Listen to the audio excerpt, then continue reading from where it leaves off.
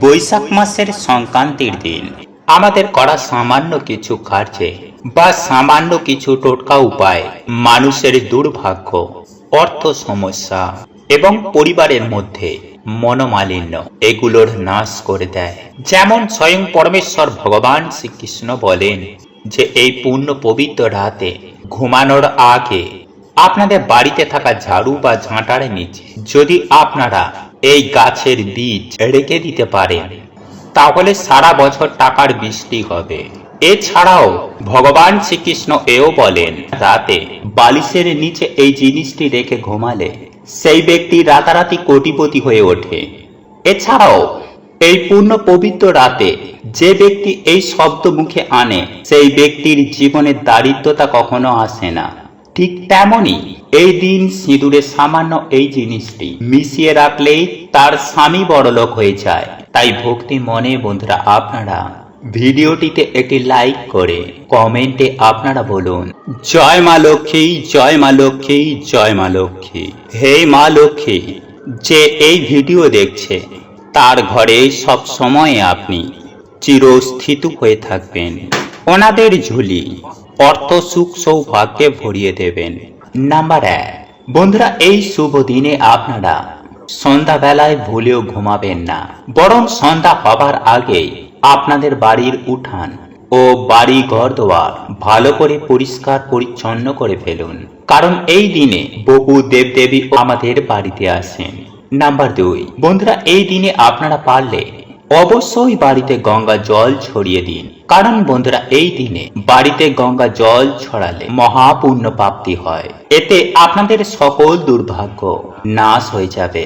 Number 3, বন্ধুরা এই পূর্ণ পবিত্র দিনে প্রভুকে তুলসী পাতা, তুলসী মালা, গোলাপের মালা বা পদ্ম ফুল পরমেশ্বর ভগবানের চরণে দিয়ে নিজের মনোবাসনা বললে তা সুনিশ্চিতভাবে পূর্ণ হয়ে যায়। এবং সাথেই বন্ধুরা অবশ্যই আপনারা তুলসী মঞ্জুরি এবং একটি গোটা ফল ভগবানকে নিবেদন করতে একদম ভুলবেন না।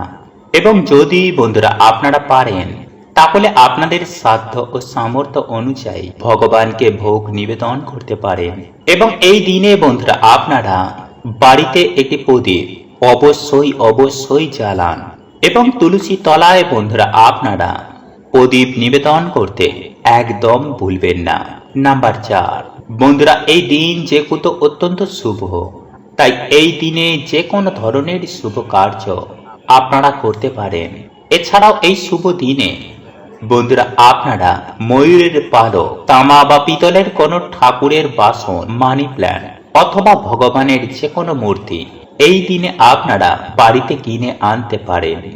এবং সব থেকে গুরুত্বপূর্ণ বিষয় হচ্ছে বন্ধুরা যে এই দিনে 11টি তুলসী পাতা প্রভুর চরণে কিন্তু আপনারা নিবেদন করতে ভুলবেন না। বন্ধুরা এই পূর্ণ পবিত্র দিনে বন্ধুরা আমাদের বাড়িতে একটি 1 টাকার কয়েন মা লক্ষ্মীর চরণে রাখতে হয়। এর ফলে স্বয়ং মা লক্ষ্মী সারা বছর আমাদের বাড়িতে আর্থিক সচ্ছলতা বজায় রাখে।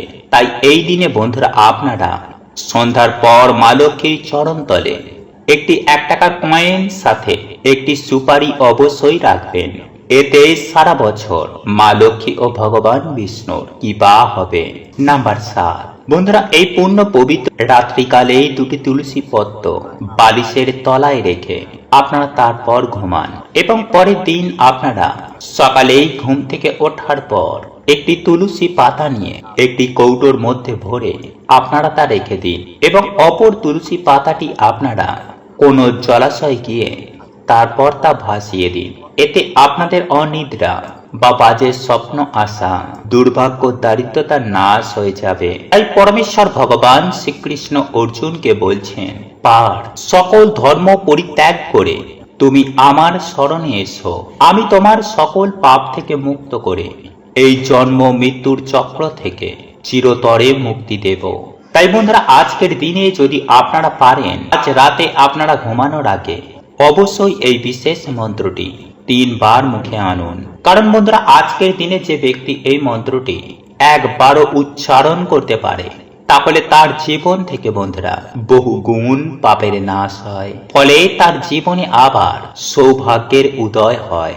হ্যাঁ বন্ধুরা, যেমন হিরে কাদায় পড়ে গেলে তার উজ্জ্বলতা ঢেকে যায়, ঠিক তেমনই বন্ধুরা আমাদের জন্ম জন্মের কর্মের ফলে আমাদের আত্মার পবিত্রতাও এই কর্ম বন্ধনে ঢেকে যায়, আর এরই ফলে আমাদের জীবনে নেমে আসে চরম ভয়ঙ্কর দুর্ভাগ্য, অর্থকষ্ট, দারিদ্রতা, রোগ ব্যাধি, নানান সব বাধা বিপত্তি।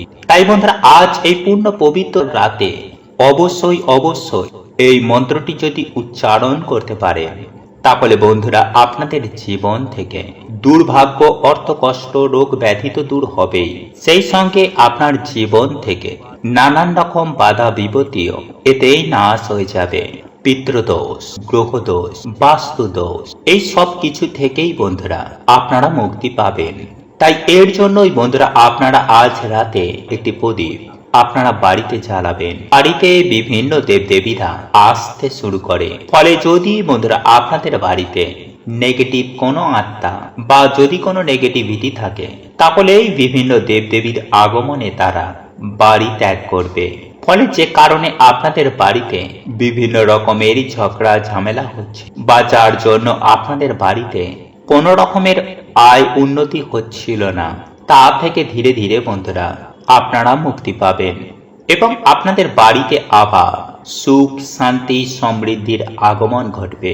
তাই এর জন্যই বন্ধুরা আপনারা আজ রাতে একটি সংকল্প নিয়ে বাড়িতে একটি প্রদীপ ধরাবেন।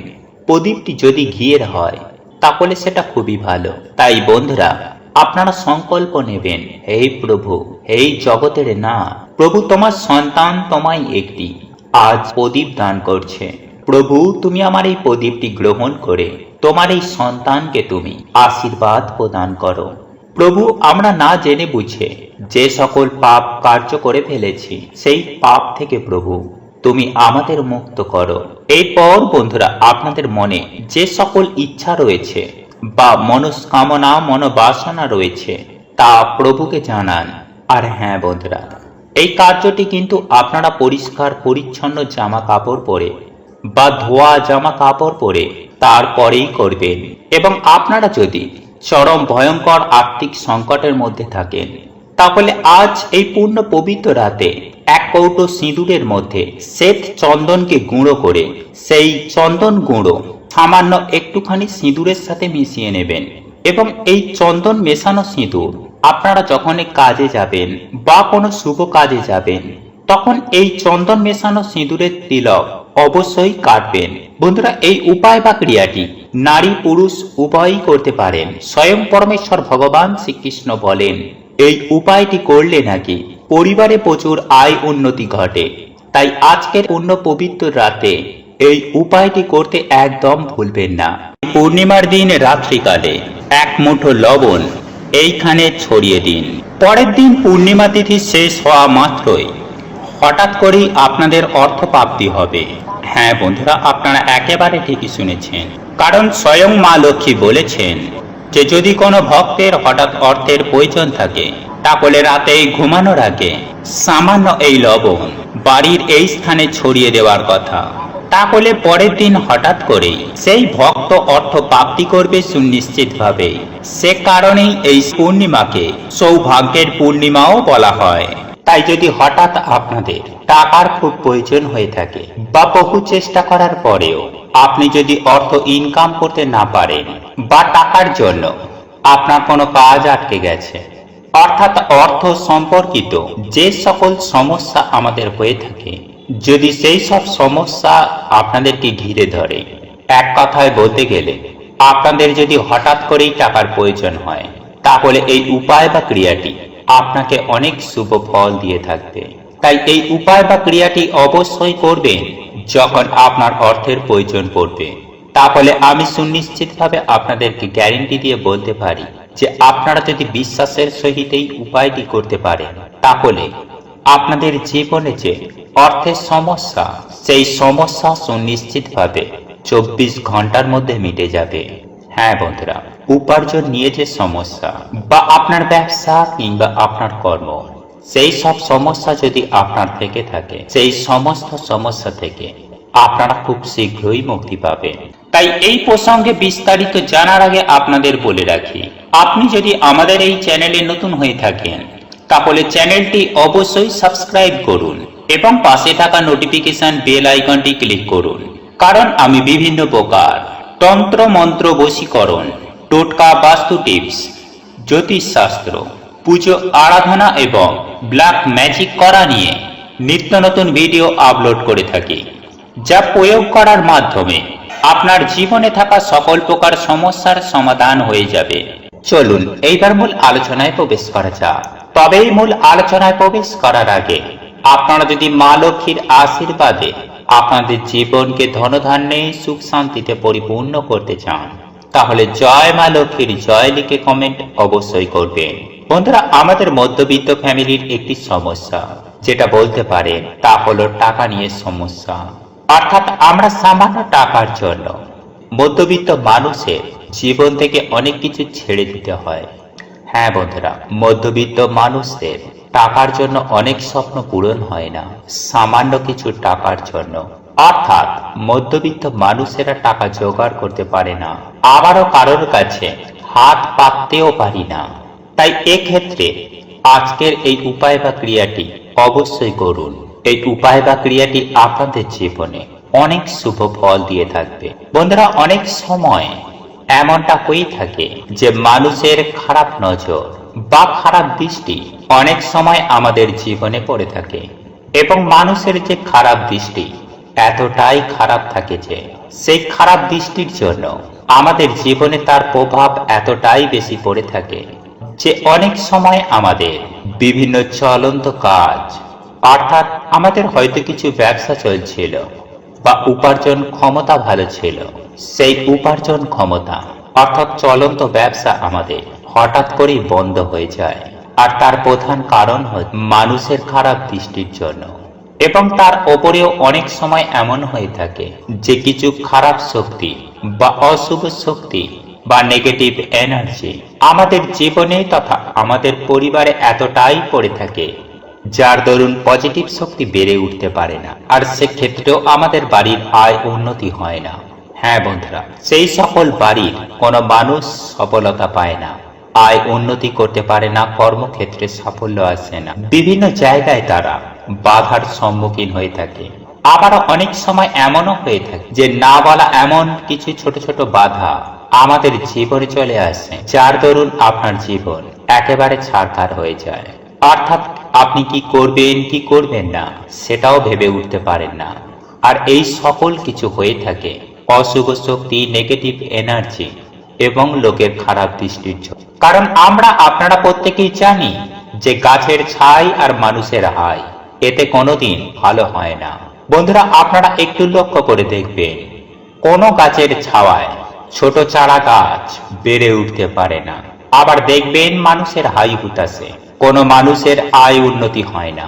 যাই হোক বন্ধুরা, একজন মানুষের ভাগ্য অনেকটা নির্ভর করে তার ওপরে থাকা শক্তির জন্য বা তার বাড়িটিতে থাকা, অর্থাৎ যে বাড়িতে সেই ব্যক্তি থাকে কিংবা যে জায়গায় বসে সেই ব্যক্তি কাজ করছে, সেই ব্যক্তি কাজই করুক বা ব্যবসাই করুক, সেই জায়গাতে কতটুকু পজিটিভ এনার্জি আছে এবং কতটুকুই নেগেটিভ এনার্জি আছে তার ওপরে তার ভাগ্য, সেই ব্যক্তির উপার্জন এবং সঞ্চয়, এই সমস্ত কিছুই নির্ভর করে থাকে।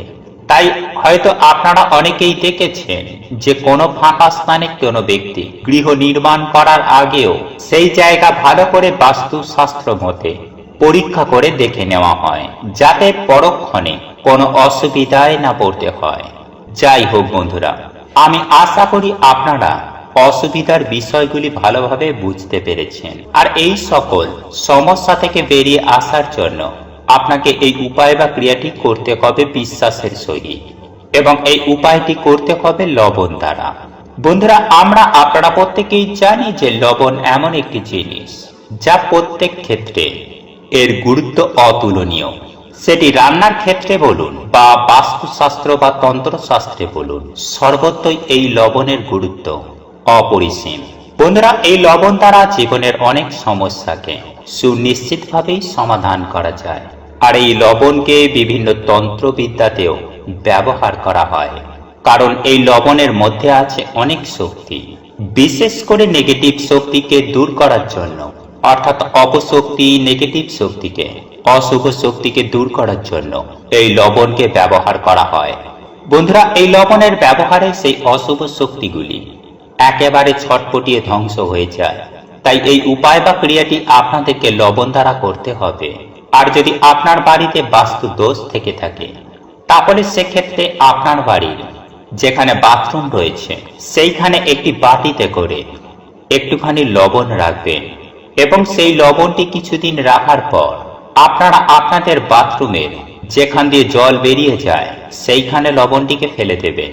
আবারও পুনরায় কিছুটা ওই বাটিতে লবণ রাখবেন।